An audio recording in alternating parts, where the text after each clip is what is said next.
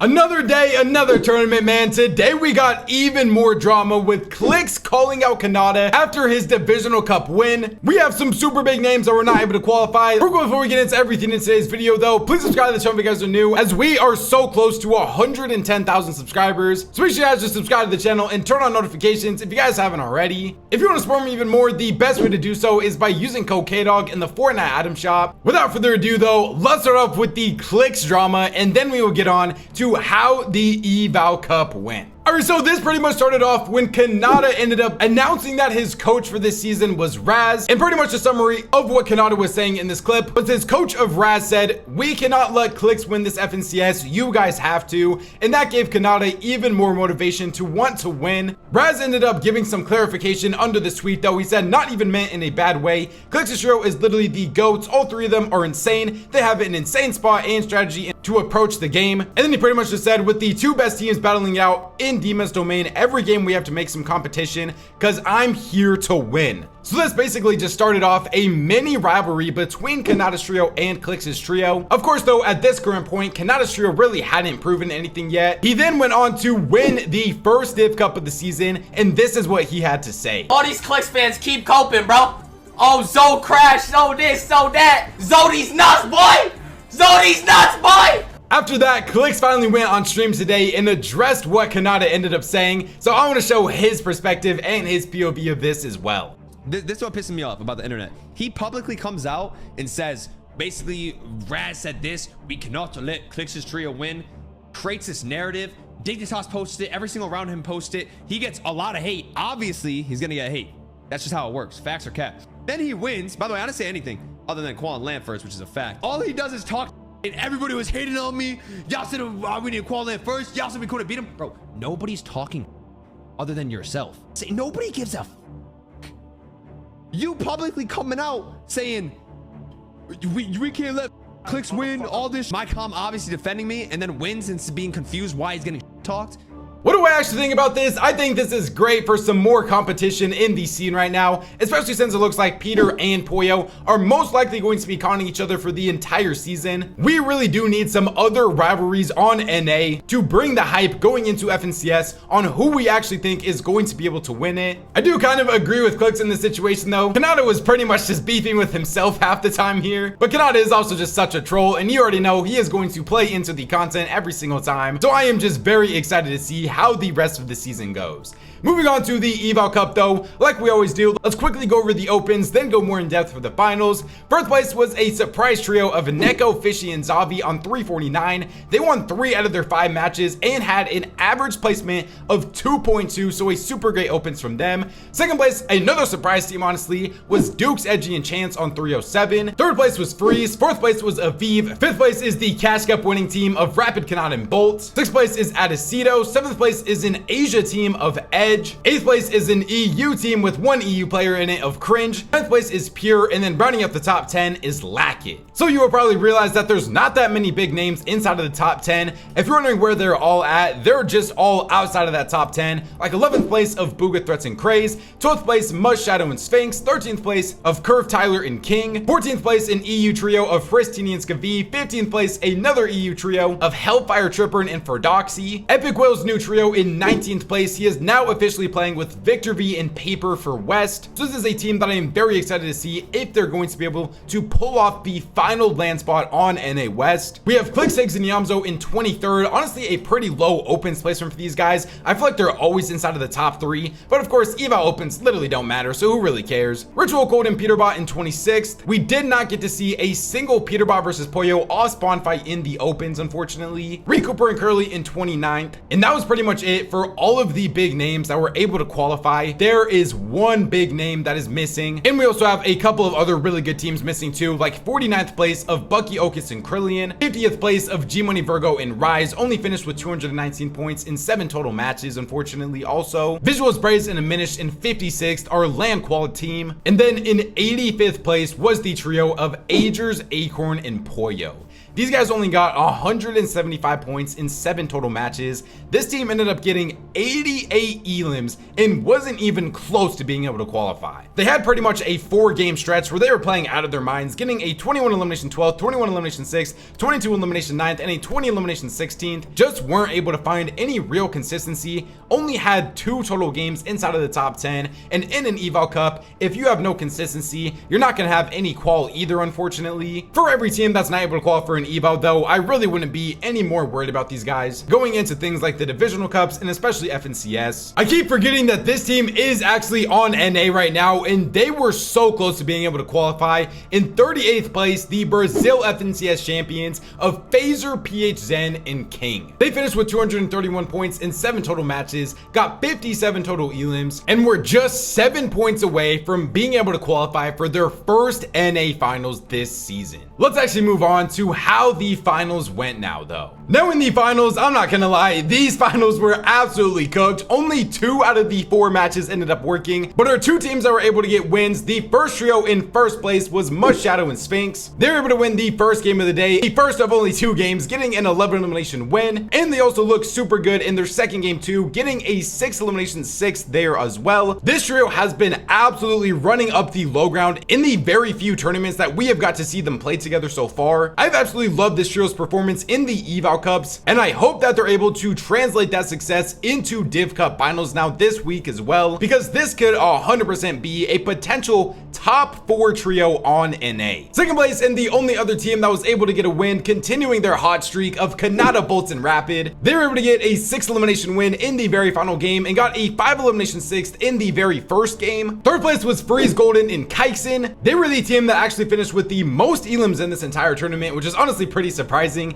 getting 19 total elims. Fourth place was Booga Threats and Craze. They did have a super good game where they were able to get an 11 elimination 2nd. Unfortunately, we're just not able to pull off any wins. I am starting to feel a little bit better about this trio now going into the last Div Cup and FNCS 2. Fifth place was Clix, Higgs, and Yamzo. Their best games were a 4 elimination 11th and then a 9 elimination 4th in the very final game. It's still just so weird to only see these pros playing a set lobby finals with only 2 games in it. Victor B, Epic Will, and Paper finished in 6th place. Ritual Code and Peter in 7th. They had a good first game, getting a 12 elimination 2nd, and then in the second game, they ended up keying and they ended up just dying from there. So no wins from either Clix's trio or Peter's trio in this finals. 8th place was Brutal, 9th place was Cam, and then rounding out the top 10 was Reciprocal. I do also want to mention that Clix was triple contested in the finals, one by Ferdoxy and then another one by an Asia team. So I mean, pretty much getting 2 top 10 finishes while contested both those games is still pretty impressive too. The first game, all of the trios ended up splitting, and then the second game, Clix's trio was able to kill Ferdoxy's trio. But I mean, you would probably expect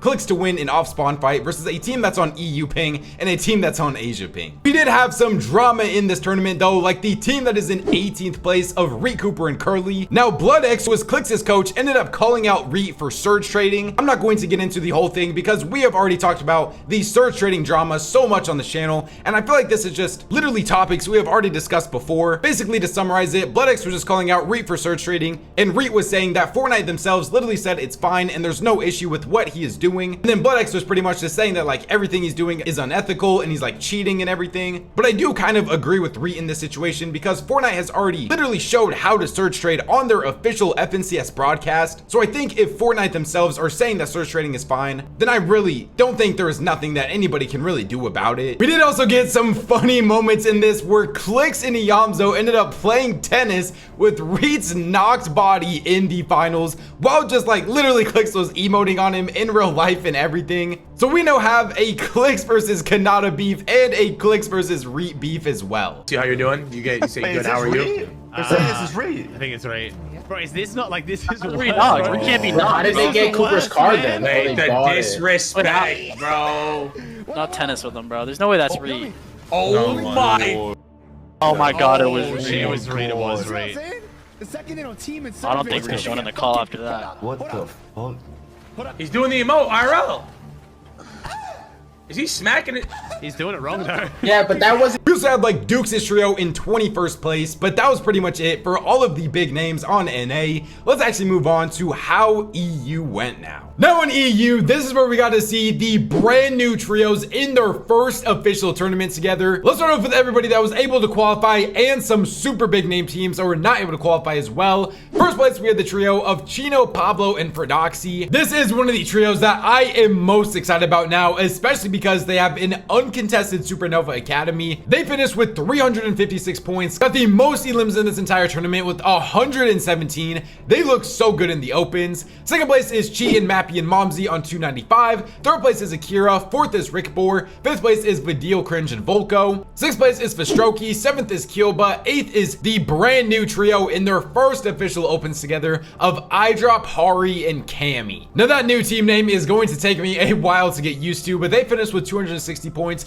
won 1 out of their 6 matches. They did finish with the second least most elims inside of the whole top 10, only getting 26 total elims in opens. But we know this is going to be a consistency team, so I really wouldn't matter about opens too much if they're still able to get the qual. Ninth place was Pink, Nebs, and Kiro, and then rounding out the top 10 was Mauled. We had a lot of other big names just outside that top 10, like Sky Scroll and Thomas HD in 11th, Chris Tayson and Chicho in 13th, so we are going to get yet another week of Vidil versus Tayson in the finals. We got Setty's brand new trio in 16th place of Yapko and Panzer. Now honestly, I was a little bit surprised that Setty was able to get on this good of a trio basically right away. Setty and Kami pretty much just switched teammates. iDrop ended up going and playing with Kami, and then Setty ended up going and playing with Yapko and Panzer. I'm still not 100% sure on the role of this trio. I would have to assume that like Setty's the IGL, Yapko is going to be the main fragger, and Panzer is maybe going to play more of that support role. But I am very happy for Setty that he was able to get himself onto such a good trio, because I really did for a minute think he was going to have to play with some underrated up-and-coming fraggers.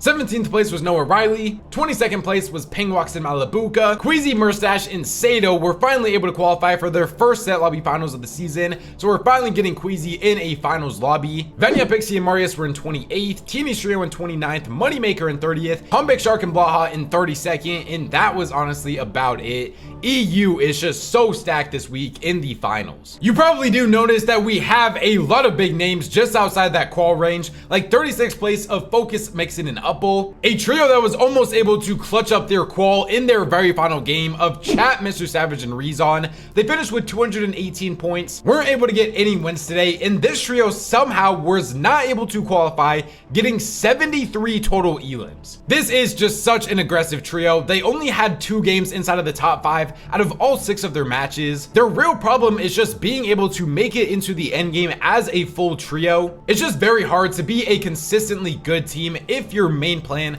for getting Surge is just W keying. And I feel like I've been kind of saying the same thing every single week about this trio. So like, I'm not trying to beat a dead horse here, but I just feel like this team has really been the exact same for the past couple of weeks at this point. Again, like everybody else, I was not able to qualify. It is just an Eval Cup at the end of the day. Tomorrow is where the real tournaments that really matter start up again, and we have the divisional cups. But I just wish that this trio was able to get some more set lobby practice together before the next Div Cup finals. This was also their first tournament together at a new POI of the resistance base, so I am more lenient and willing to give them more time to adapt to a new POI and the rotations out of there and everything like that. But like I was just saying, I really wish they were just able to get some more set lobby finals practice together. Biko, Vino, and Flixie finished in 75th place. Now this trio has not been able to qualify for a single Eval Cup finals together so far this season. I'm really still just not 100% sure what is going on with these guys. They have never really been the best Eval Cup team though, especially, so I am not necessarily too much more worried about them after this performance, but definitely want to see some better things from them going forwards into these next upcoming tournaments for sure. And then the last big name trio that was not able to make it, in 107th place we had Mongraal, Kaido, and Haijo. This team, when they're able to make it into the end game,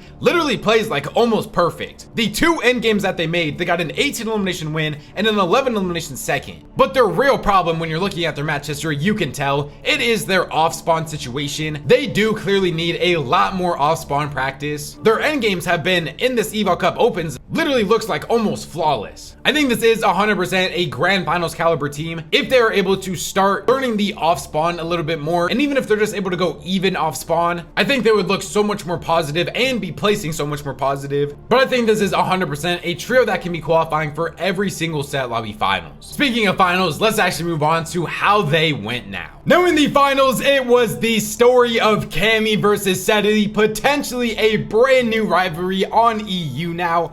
In first place was the brand new trio, tied for the most elims at this entire tournament as well, of Setty, Yapko, and Panzer. These guys were able to win game 1 today, getting a 15 elimination win. They finished with 27 total elims, and their only bad game was one game in which they ended up getting keyed by Ferdoxy's trio. So there was a little bit of Yapko versus Ferdoxy drama on the timeline as well. But this team's match history was a 15 elimination win, 6 elimination 7th, and a 5 elimination 3rd. I really do believe if this team never ended up getting keyed by Ferdoxy, they could have been far and away the most consistent trio of the day. These guys looked so good in the finals. And then in second place, right under them, this is where the storylines are made in Fortnite. We have the other brand new trio of iDrop, Hari, and Kami. Now, what did I say in the opens? This is a consistency team right here. The most consistent team in the entire finals, getting an average placement of 5.2 and winning the very final games today as well. So Setty won the first game and Kami won the last game. Kami's other games before that were a 2 elimination 5th, 7 elimination 6th, 2 elimination 9th, and then